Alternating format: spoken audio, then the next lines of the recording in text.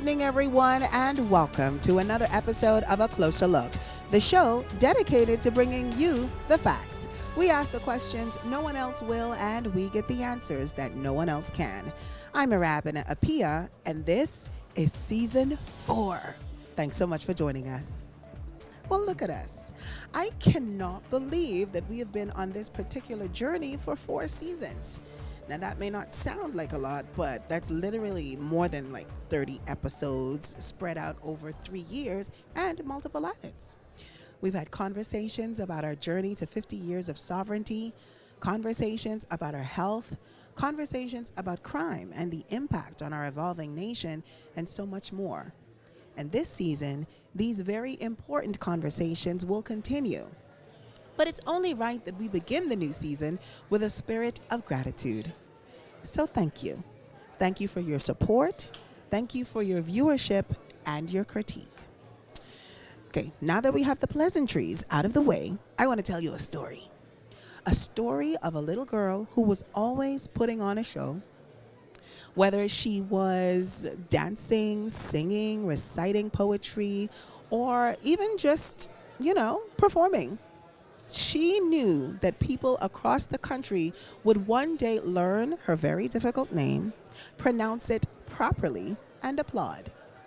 This little girl who got talks too much on every single report card knew in her heart of hearts that one day she would make a living being a creative talent.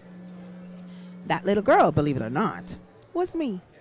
And I can say without a shadow of a doubt that had it not been for the arts, had it not been for my 5th grade teacher, Miss Black at Old Bight Primary School, who made me lead assemblies, or the mentorship of women like Gloria McGlone, who gave me my first lead role at the Regency Theater on Grand Bahama Island, or teachers like Michelle Lundy, who would entertain a moody teenager and read and critique my short stories, I might not be the woman sitting before you today.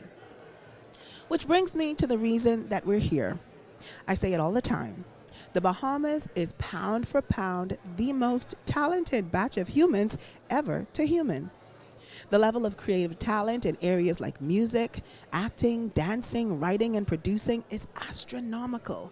And even though there are and have been advocates and mentors like those who took me under their wings, there has never seemingly been a real concerted effort to nurture those talents at a national level. That is, until now. For tonight's episode, we're coming to you live from the Margaritaville Beach Resort here in Nassau for the official launch of the Creative and Performing Arts School consultation process. Now, while this is great news for those of us in the arts, I can already hear the skeptics.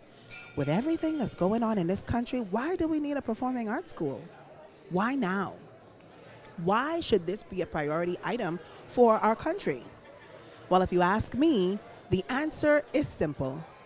This institution will be the first of its kind and is, among other things, a fulfillment of a promise by the Davis Cooper administration to focus on the growth and development of the orange economy, which facilitates careers in broadcast, in publishing, film, music, computer software and programming, gaming, and so much more.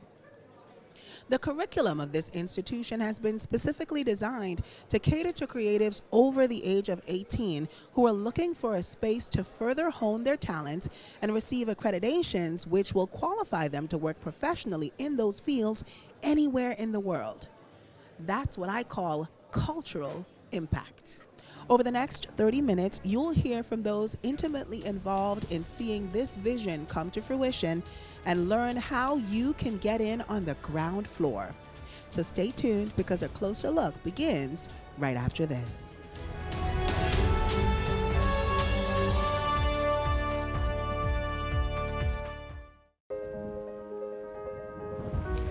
I always wanted to be a writer. I want to be famous. I want to be technical and creative. I always wanted to be in a band. I want to be a movie director. I always wanted to be a professional. Yeah! I want to be creative. I want to do John Canoe all day. Should have been a dancer. I want to be a star! You soon can be. At CAPAS, the Bahamas School for the Creative and Performing Arts.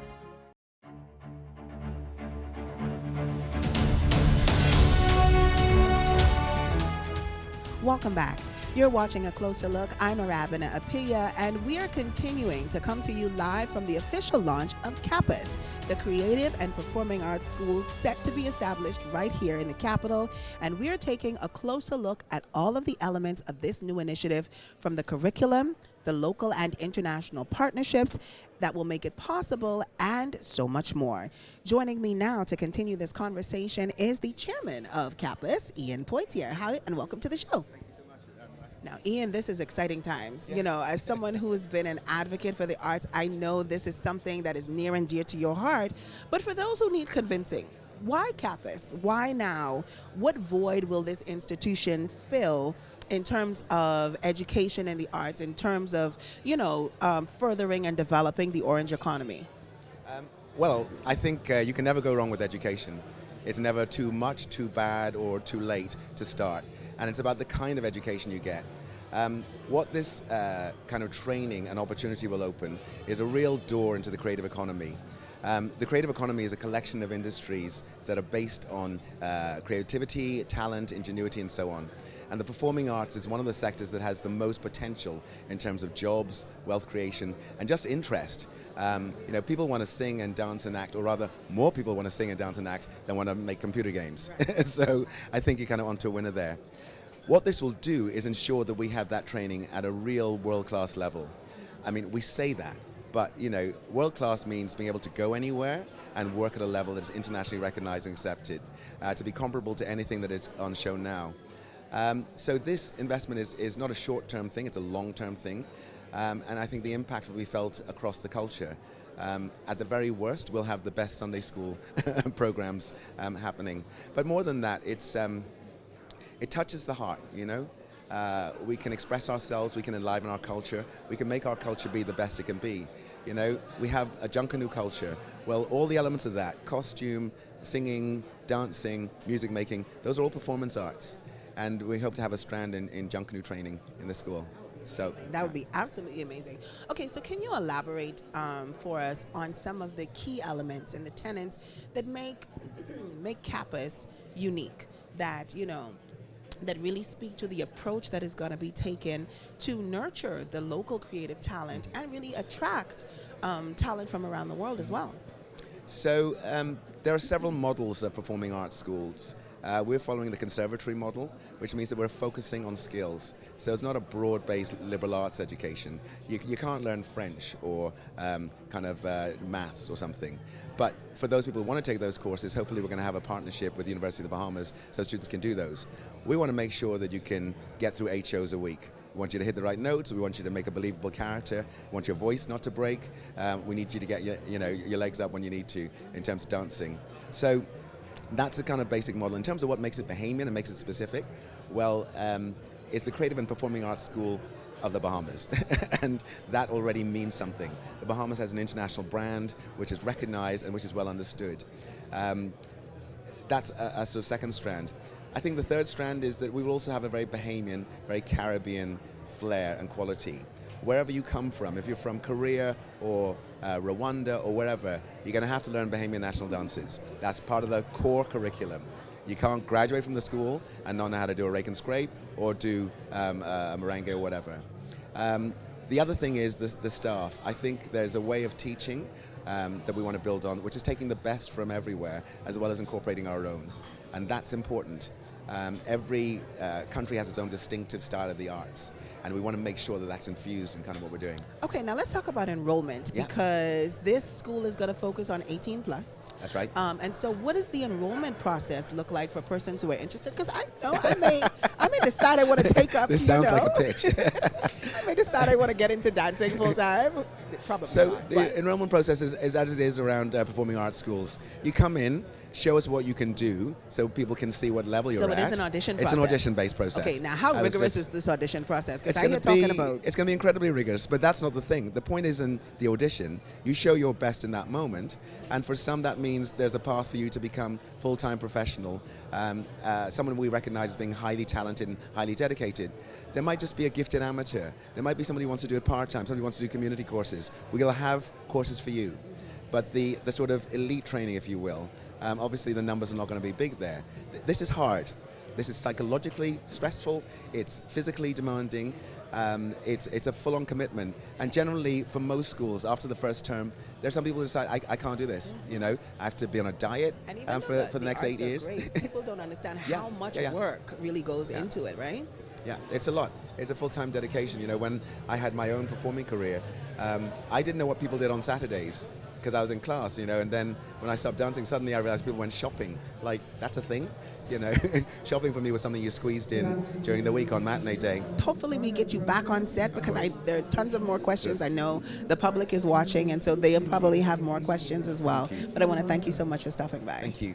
Stay tuned. We have more of a closer look here from the Margaritaville Beach Resort and the CAPAS launch here in Nassau.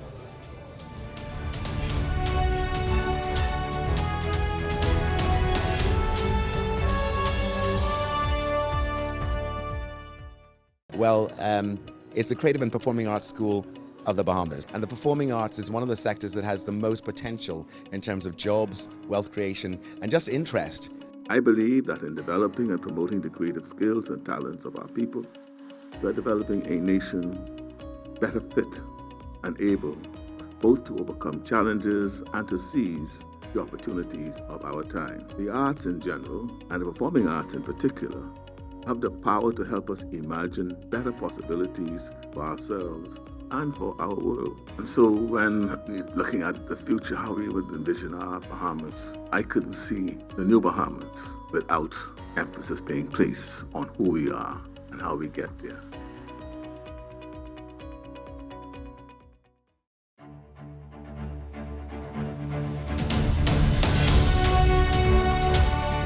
Welcome back. I'm Arabina Apia, and you're watching A Closer Look. Thanks so much for joining us. Today, we are getting a first-hand look at plans for the establishment of a brand new performing arts school here in the Bahamas. And you know, guys, I very rarely do these kinds of events on my own. And today I have Catherine Duncombe, who is roaming around the room and has some people that, you know, are weighing in on how monumental this event actually is. Catherine, who's with you, and, you know, how are they feeling about the launch of the new performing arts school? Educator and entertainer Bodine V. Johnson. And Bodine, just tell me, what do you think this creative and performing arts schools means for the future of the Bahamas? Well, we know that the arts tend to be the underlying theme for each and every vocation that is in the world. When we went through the pandemic, advertisers, people all over the world recognized the importance of the arts with developing psychosocial as well as content that continue to engage and encourage people. With the performing arts, you have language and literature, you have poetry, you have spoken words, you have theater, you have so many different aspects that I haven't even mentioned. And I know that the next generation of Bahamians who are interested in creative arts and those vocations that are within that wide spectrum are going to have a leg up when it comes down to their presence on the international stage. And I know as an educator yourself, you're in a room with students constantly. Can you tell us a bit about the students' experience? Like, what do they have to say about their interest in the arts and just being creatives themselves? Well, I am actually the education officer with responsibility for multimedia at the Learning Resources section. I can say that when I was in the classroom, being able to use the language arts, literature, using music, rhythm, rhyme, those natural elements, the creativity of the arts that you manipulate, they help students to learn and to learn more, but they're also a great way to socialize students. They're an excellent way for them to express their creativity, their emotions, and those are the things that play into how we develop. And so with the Creative Arts Academy and the school for it, I see that students will now have an opportunity to see the importance of the arts as the Bahamas continues to develop. And I know you are a creative that wears many hats. You're an amazing vocalist. Can you speak to the importance of getting training when it comes to strengthening your voice? Well, not just your voice, but your social presence. Having the ability to speak on the fly is something that I value a whole lot. Being able to convey a message as somebody that produces a television show for YouTube that's seen all over the world helps to push the culture of the Bahamas, the food culture of the Bahamas forward for people that are in the diaspora. And I'm just one of many. You have so many other artists. You have an Andre Musgrove who is a scuba diver, and I'm so sorry if I am actually minimizing his impact. And then you have a Lana Velacourt. You have so many different people that are communicating through the arts and visual arts in ways that are substantial. And so being able to present yourself on screen and have people see your message and see the beauty of the Bahamas expressed in the way that you express your culture is important for everyone. Thanks so much, Bodine. Rabs, back to you. I'm Catherine Duncombe. Thank you so much, Catherine. Ladies and gentlemen, we have so much more live coverage here from Margaritaville Beach Resort and the launch of CAPAS. Stay tuned. A closer look will return in just a moment.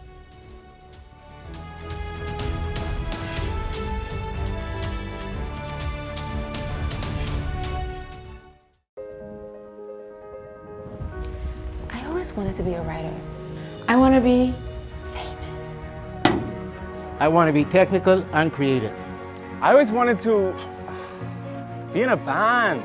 I want to be a movie director. I always wanted to be a professional. Yeah! I want to be creative. I want to do John Canoe all day. Should have been a dancer. I want to be a star. You soon can be at CAPAS, the Bahamas School for the Creative and Performing Arts.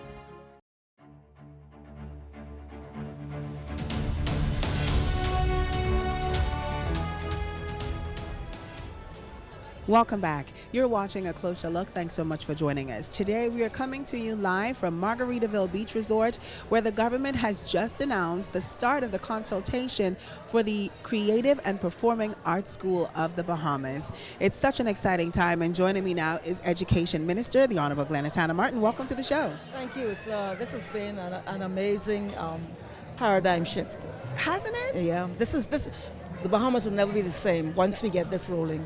And that is the thing I think members of the creative community are most excited about, the opportunity to be doing this for the first time and giving young Bahamians, professionals in this field a real opportunity to hone those skills.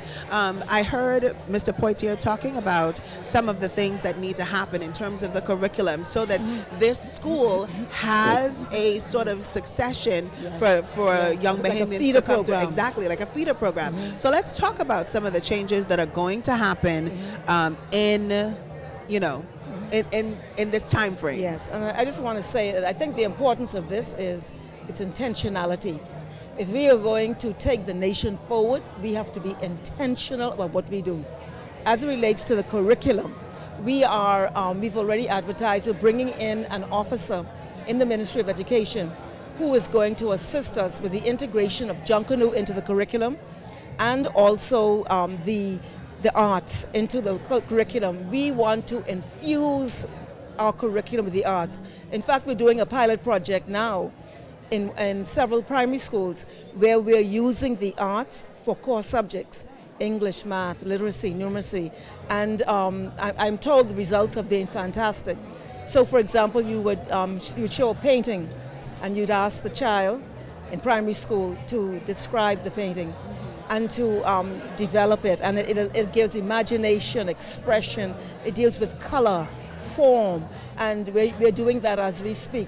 But we want to infuse our schools with the creative arts because this is who we are. We are a creative, cultural people. Absolutely. I think I say this at least once a week, that Bahamians happen to be some of the most creative and talented people to ever human. It's like every part of our being is that. And you see it at Junkanoo, but it's one component of who we are. So this is really, really important. I'm very excited about it. Now we have to, as he said, you'll need a big army to keep it, to get it happening. But we have deadlines and we are going to try and stick to those deadlines. We want young people like the students we saw from R.M. Bailey, these beautiful singers, we want them to be able to know that the gift that God gave them will make a way for them.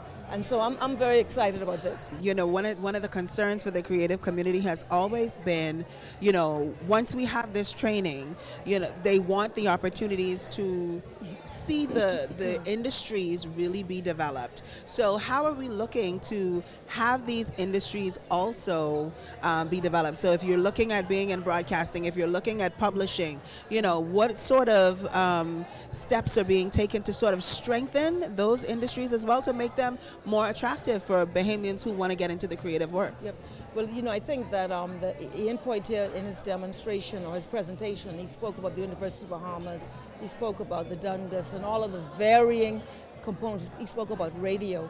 And so all of these players, there will be a collaboration. And this is what we're aiming for, collaboration. We're not trying to substitute the Dundas. As he said, the Dundas, we hope the Dundas will be the place for the performance of plays, etc. But it's how the synergy between all of the various components. And so that's what the anticipation is. And I believe it can be done with Broadcasting Corporation, the private radio stations, and on and on and on. Now, Minister, they would revoke my Grand Bahama card if I didn't ask what the conversations have been like, because Grand Bahama also has a very real and burgeoning creative community. There's the Regency Theater there. So I know Ian mentioned that, talks with the Dundas have been going on for more than a year. Yeah. So what have those conversations been like in the nation's second city as well? Well, that's one of the things he also pointed to in the presentation, that the beginning would be this singular site, but it's anticipated, and he talked about the islands, that there will be other, I guess you could say, satellites of this same concept. So ultimately, Grand Bahama as the second largest population, Abaco third, that we will see that, but I think the thrust now is the first major step, which is moving towards this school and breaking the ice that's been so stubborn and hard and invisible, and making it happen for the young people in this country. In our final moments, Minister, what do you say to persons who are hearing this for the first time, who are thinking, well, maybe this is something I could look at? How do we encourage them to really bet on themselves and, jump in on the ground floor of this opportunity? I think it's just, everyone who has it knows it, but a lot of people are a bit reticent in expressing it. Well, most people who have it know it. So I just want to encourage people to dig deep and just have that full confidence to go on the stage or whatever it is that they want to do, and to express themselves, to tap into that intangible space, which is so immense and so beautiful and so powerful, and just let it fly. Absolutely. Well, I want to thank you so much for being here. Thank you. I think this is a really exciting opportunity for the creative community, and it's great to see, this level of emphasis being placed on the creative arts. This is the new frontier. You heard it here first, folks. Thank you so much. Thank you so much. Thank you. We'll be back with more of a closer look right after this, so stay tuned.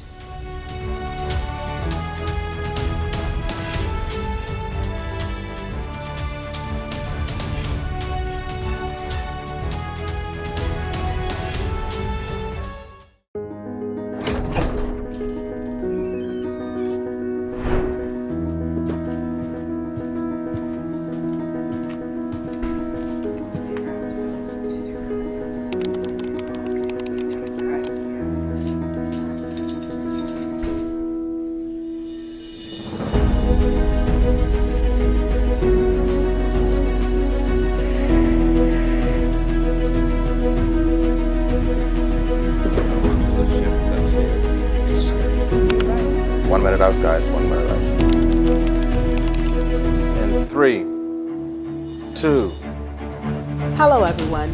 Be sure to tune in right here every Monday night at 8 p.m. for another episode of A Closer Look, the show dedicated to bringing you the facts. I'm Arabina Apia, your host for this season, and I'll see you right here every Monday night at 8 p.m. on cable channel 212.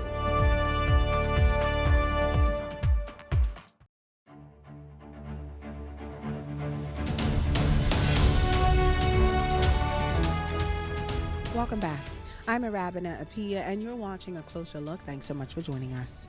Today, we're getting a first-hand look at plans for the establishment of a brand new performing arts school here in the Bahamas. We'll take you now to Prime Minister the Honorable Philip Davis for his commentary on CAPAS. In our Bahamas, we know that we truly are blessed with talent in abundance. In fact, we have seen our sports heroes transform into super world-class athletes, given proper training and investment. And so it has been a long-cherished ambition here to establish a school to train people for careers in the performing arts. And today, we plant the seeds of that ambition. Minister Hanna continues to speak passionately about the transformative effect that the arts and culture can have on young people. You'd have heard Minister Halkitis provide the context with his observations about the creative economy and Minister Boleg's emphasis on the potential for creative and cultural development. Together, they all offered a glimpse of what a potentially transformative effect this investment can have. I go further. I believe that in developing and promoting the creative skills and talents of our people, we are developing a nation better fit and able both to overcome challenges and to seize the opportunities of our time. And there you have it, ladies and gentlemen, the Prime Minister making his intentions clear when it comes to the creative community in the Bahamas and his administration's commitment to nurturing and growing the orange economy. Stay with us. A Closer Look returns with our closing in a moment.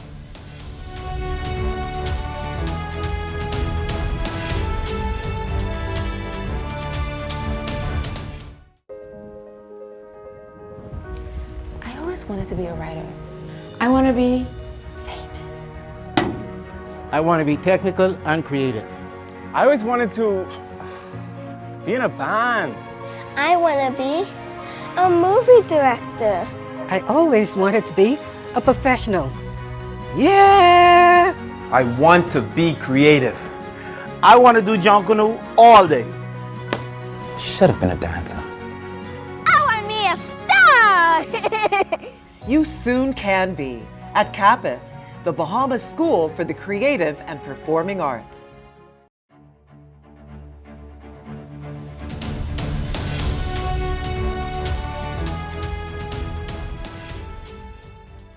For those of us with a passion for the arts, CAPAS isn't just a school. It's the first step toward transforming the way we view the arts in this country. It's a platform to nurture something extraordinary. For those who make it past the rigorous audition process, it's not merely about mastering the notes or the dance steps. It's about channeling all of the things that make them passionate and translating that passion onto the world stage. It's an opportunity for partnership and growth, and it's a roadmap for those who are ready to make their mark on the world. I'm Arabina Apia. Thank you so much for joining us this afternoon. Good night, everyone.